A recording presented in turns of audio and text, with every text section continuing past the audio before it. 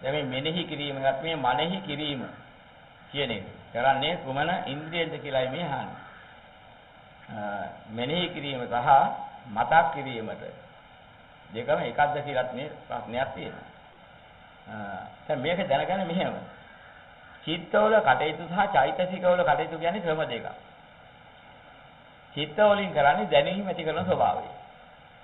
දැනෙන ස්වභාවයේ චිත්ත. ඒ දැනෙන ස්වභාවයේ තුලින් ඒ ස්වභාවය ක්‍රියාත්මක කරන තවත් එහි හට ගන්නා වූ දෙයක් තියෙනවා චෛතසික කියලා. ඒ දැනෙන ස්වභාවයන් 89 කරලා සිත් 89යි කියලා අපි ධර්මයේ පෙන්නනවා. චෛතසික කියලා ඒක වැඩ කරන ඒවා. ඒ හිත තුලින් ක්‍රියාත්මක කරන ඒවා කරන්නේ චෛතසික 52ක් වෙන් කරලා තියෙනවා සුදුසු පරිදි වැටෙන්නේ. ඒක ගැඹුරු අභිධර්ම කොටසක් ඒ තියෙන්නේ. චිත්ත චෛතසික පිළිබඳ විග්‍රහයක් ඒක දැන් මහදිසිය කියලා තේරුම් ගන්න පුළුවන් එකක් නෙමෙයි. ඉතින් ඒවා තියෙනවා මානසිකාර කියලා චෛතසිකයක් හට ගන්නවා හිතත් සමගයි උපදින්නේ. හිතත් හිතත් එක්කම ගොඩ නැගිනවා. හිත පවතිනකම් පවතිනවා. හිත බිඳලා බංග වෙනකොට ඒකත් බංග වෙනවා. හිතගත් අරමුණම ගන්නවා. ওই චෛතසිකයන්ගේ ස්වභාවය. ඒක වෙනම ඉන්ද්‍රියක් නෙමෙයි.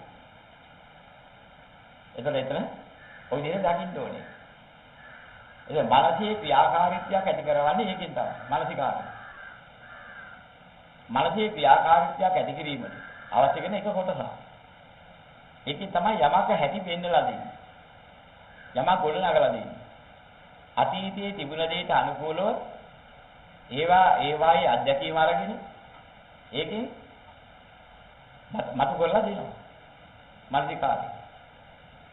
ඊට අනුකූලව මේක හදන්න. දැන් අපි හිතමුකෝ යම් කිසි කෙනෙක් මේසන් බාස් කෙනෙක් වලු බාස් කෙනෙක් ඉස්සෙල්ලා ඉගෙන ගන්නවා. වලු බාස් කෙනෙක් පුටුවක් හදන හැටි ඉගෙන ගන්නවා. එයාට වෙනවා කවුරු හරි ඊ ටිකක් පුටුවක් හදලා දෙන්න. දැන් මෙයා මනසෙන් ගත් එකට අනුකූලව කටයුතු කරනවා. ඉස්සෙල්ලා පුටුව කියන්නේ මොකද්ද දන්නේ? පුටුවක් හදලා දෙන්න ගියාම එයාට හැඩයක් ආවා. එයා පුටුව කියන්නේ මොකද්ද කියලා ඉස්සෙල්ලා අහලා තිබුණා කරලා තිබුණා.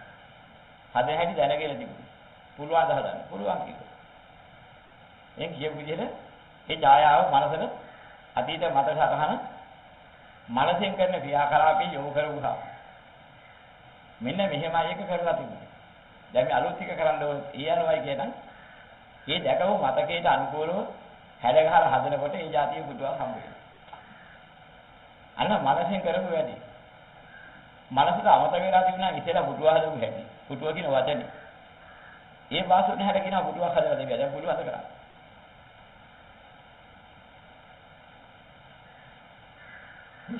කුස්සිය වෙනවා යම් කාන්තාව. උයන හැටි අමතක වුණා නම් එහෙම. එච්චර කාල උයපු හැටි. දැන් උයන්ට කිය පුරාදු යන.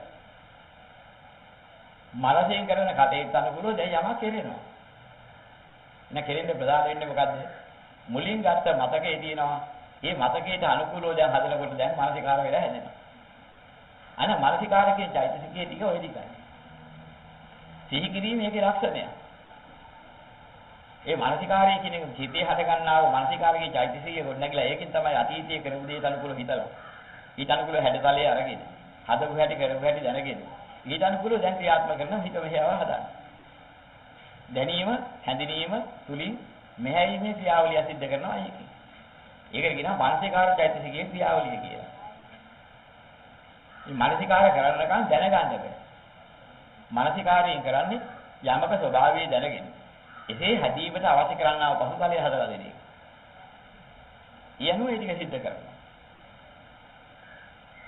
ඒක ස්පර්ශ දෙන චෛතසිකේ නොතිබුණා. අතීතයේ අරමුණ ස්පර්ශ කරන්න එකක්. එහෙනම් මානසිකාරය ගොඩනගා ගන්න බෑ. එහෙනම් අතීත අරමුණ ස්පර්ශ වෙන්න ඕනේ මනසට. ඒක ස්පර්ශ චෛතසිකයෙන් කරන වැඩ. ස්පර්ශ කරනකොට ඒකේ ස්වභාවය දැනෙන්න ඕනේ. ඒක වේදනා චෛතසිකයේ හසු වැඩ. ඒ ආකාරයේ හැඳිනෙන්න ඕනේ. ඒක සංඥා චෛතසිකයේ වැඩ.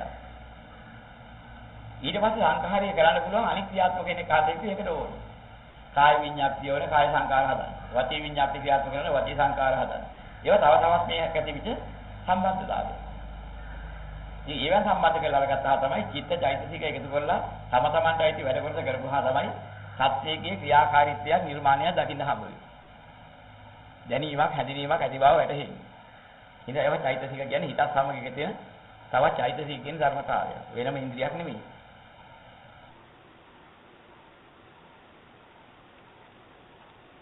මේ සිත ගැනද විග්‍රහය කරන්න කියන්නේ මනසද